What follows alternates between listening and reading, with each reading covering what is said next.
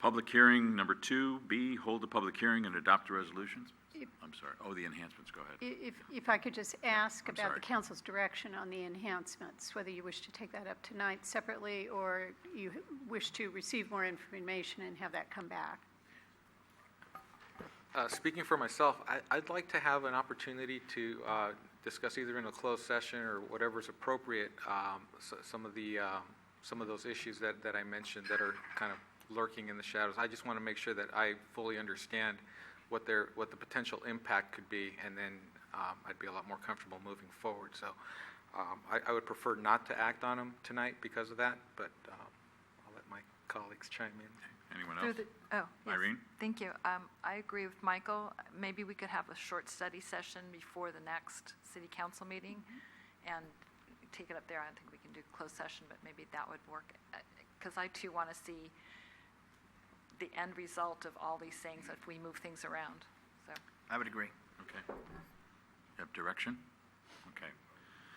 Now we'll get into public hearing number 2. Hold the public hearing and adopt a resolution amending the master fee schedule for 2015-16, establishing fees for municipal services. Good evening, Mayor and members of the council. The master fee schedule is made up of City Council approved fees for city services provided to the members of the public. These fees are for services that benefit individual members. The city has sought to maximize cost recovery through annual review and evaluation of fees that are set at appropriate levels to recover costs of doing business and to take market comparisons into consideration. The last update to the master fee schedule was approved by the City Council on June 24th, 2014. During this process, staff met with all of the departments to review their fees, and 4 departments made recommendations to recover the costs for providing services in 2015-16, and you can see a brief snapshot of the fees behind me, or the departments and what fees there were. So the fire department added a fee for a CPR certification class that will be offered to the public. The police department deleted a fee that they were no longer allowed to charge, which was the concealed weapon permit fee, and added reproduction and duplication fees to reflect actual costs. Public Services added a fee for the sewer lateral review that is required at the point of sale. And lastly, Parks and Recreation clarified facility rental categories, added new rental and new adult program fees, increased fees where actual costs to provide the services are increasing, and provided some clarification for the fees related to tree replacement. The last time the master fee schedule was completely updated by a consultant, I looked today, and was in 2005, 2006. So just being a new director and looking at these, I do think that there are fees that maybe were not, they're very low compared to, in comparison, or I believe that they are. So I will be hopefully maybe bringing forward a proposal to actually do another study, a more thorough study, to get our fees. We think there are some fees probably that we're not charging also, so we just want to have somebody to look at them and make sure that we're getting, especially with the new development coming into the area, so maybe as part of the development impact fee study that we could also include this. So that's something that we might be doing. These fees, the increases, is approximately an increase of about $40,000 to revenue. And with that, I am open to any questions. Okay. Any questions for Angela? Quick question, and I may have to go probably to the city manager, I would think. As far as any of the master fee, the fees pertaining to Parks and Recreation, was the Park and Recreation Commission, did it go by them for question and or the Senior Advisory Board? The director says yes, that those fees did receive review by the Parks and Recreation Commission. As a whole, or the subcommittees?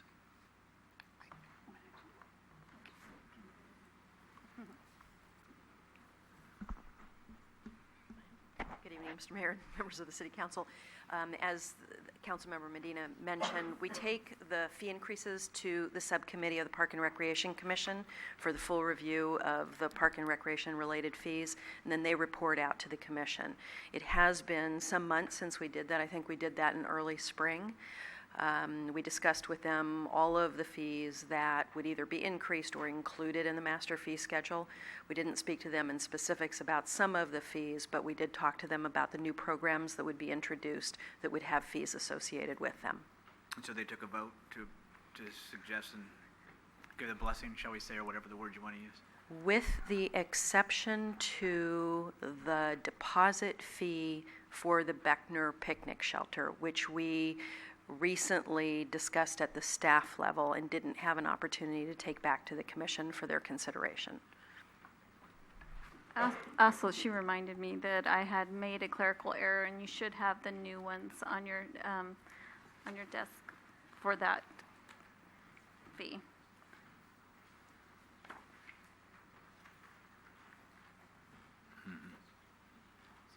Through the chair. While we're on the subject, Mayor, Ken? while we're on the subject of Parks and Recreation, I believe when the last time we reviewed the master fee schedule, and I believe it was possibly about changes with increases, I guess, with the joint use agreement with the San Bruno Park School District. I brought up a question as to groups 2 and 3. I have, for many years, as a member of a community organization, could not understand why community-based organizations, and defined in the master fee schedule, San Bruno-based service or community organization recognized as providing programs and activities for the benefit of the San Bruno community, are charged fees that are in some cases a lot more than what a Group 2, which is San Bruno Park School District programs and activities, which basically across the board is zero. Now, I don't want to say that they don't deserve zero, but I strongly believe that San Bruno organizations that are benefiting the community should probably get a better break. And so I'd like, not to challenge these now, but I'd like the Park and Rec Commission to study this. And while we're on that subject, and my memory does not escape me, I am not in favor of increasing after-school adventures. I made it very clear then, and I want to make it clear now, that because of a joint use agreement that places the increase on us to pass on to the children, our community, to the residents, I don't think I'm in favor of that. And it's a significant. It's $27 a month. It's it's $125 a month being increased to $152. So I'm not going to be in favor of that. I'd also like to make sure that we're just not increasing based on increased costs, that we're just not pulling a $10 figure and just increasing everything $10. I mean, I see some trend, and I just hope that it's just the actual increase, because I understand that costs do go up, and so that we do have a very valid increase. And if you'd like to comment on that, that's fine. That's all I have.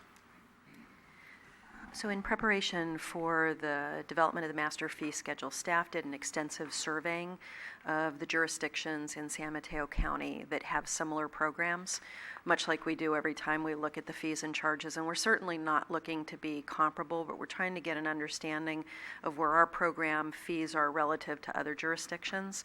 And so we always try and err on the lower end of that scale. We don't in any way try to recover all of the expenses associated with the program, because frankly that would make them cost prohibitive.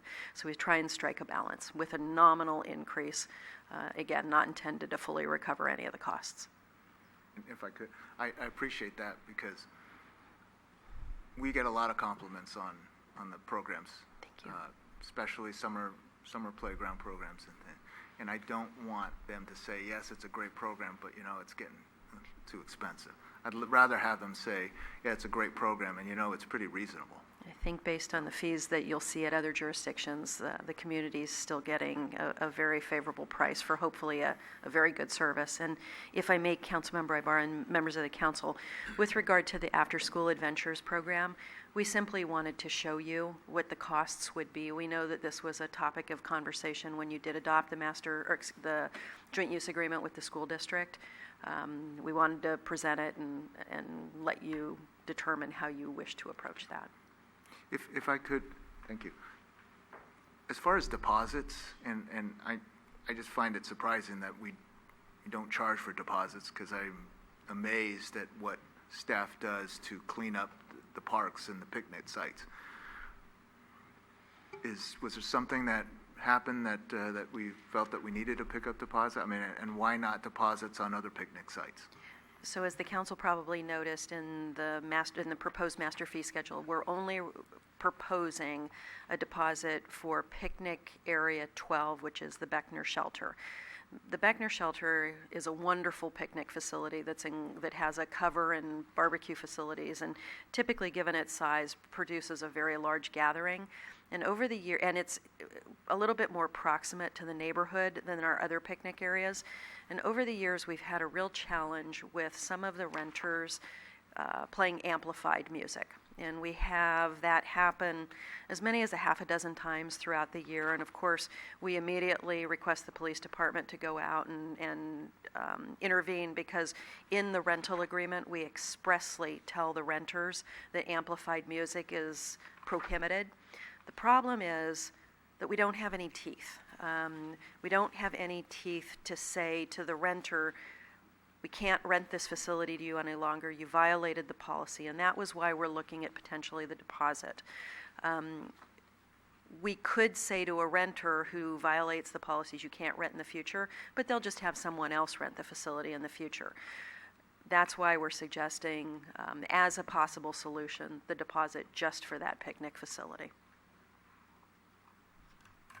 I would also hope that, because it is a facility that has gone through some improvements in the past, that we can stay on top of renters that possibly don't take care of it as well as we'd like them to. So. Yeah, and having that deposit certainly facilitates that in a more robust way. So you're saying that the rental fees for the other picnic sites are sufficient to cover staff cleanup and Correct. such? And we don't have the kinds of issues at the other picnic facilities that we do at Beckner. And I think, I can't speculate why that might be. We're fortunate. But Beckner, we do find from time to time that we have some real challenges. Thank you. Rico? Real quick, through the city manager, the director talked about the extensive survey of the other neighboring communities. I'd like, if it's possible for the council just to receive that. I'd be interested to see what some of our neighboring cities do charge for certain services. Anyone else? At this time, we'll open the public hearing. Anyone from the public like to speak on this item? Okay, if we close the public hearing, you're precluded from discussing this with us. Action? Move to close the public hearing? Second. Motion and a second to close the public hearing. All in favor? Aye. Opposed? Okay, any discussion or action by the council? Mr. Mayor, if there's no other discussion, I'd like to introduce the resolution and specifically reject the proposal for number 14, after-school adventures. Keep that cost the same. Would you also be adding? And if you wanted that description of how fees are charged to different community organizations, that analysis to come back. Yes, yeah. Leave it the way it is, Yeah. and then bring that back at a subsequent time. Okay. Great. That's my proposal. Councilmember Ibarra. Aye. Councilmember O'Connell. Aye. Councilmember Medina. Aye. Vice Mayor Salazar. Aye. Mayor Ruane. Aye.